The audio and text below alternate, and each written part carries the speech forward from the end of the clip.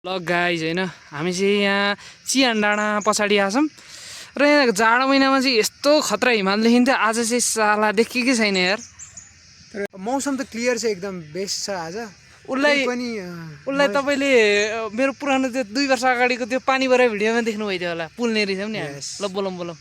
त्यही त, आज एकदम मौसम चाहिँ एकदम क्लियर छ, एकदमै रमाइलो लागेको छ। सबिनले आज मलाई फर्स्ट टाइम यो ठाउँमा लिएर आएको, तर मलाई एकदम बेस्ट लाग्यो। तपाईँले नि स्पेसिस एकदम राम्रो, तर मान्छेहरूले फोहोर गरेर चाहिँ एकदम नराम्रो भयो।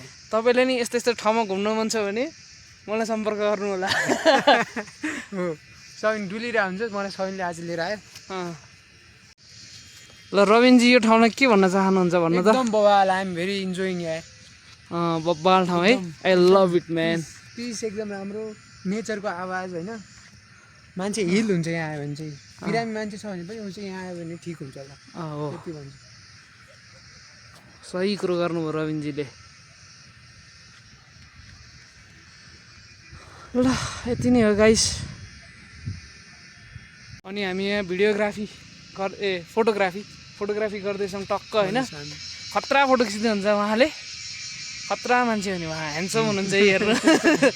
ल यति नै है त। ल आजलाई ल गाइस, अगाडि हेर्न सक्नुहुन्छ चाँगु नारायण छ होइन। चाँगु नारायण छ अगाडि, म अझै जुम गर्छु। र यता साइडमा हेर्न सक्नुहुन्छ भक्तपुर एरिया छ, क्या बब्बाल एरिया हो गाइस होइन यो। अनि यता वेस्टमा यता अगाडि काठमाडौँ नै भयो, यो नि काठमाडौँ भयो। यता यो सुन्दरीजल एरिया भयो।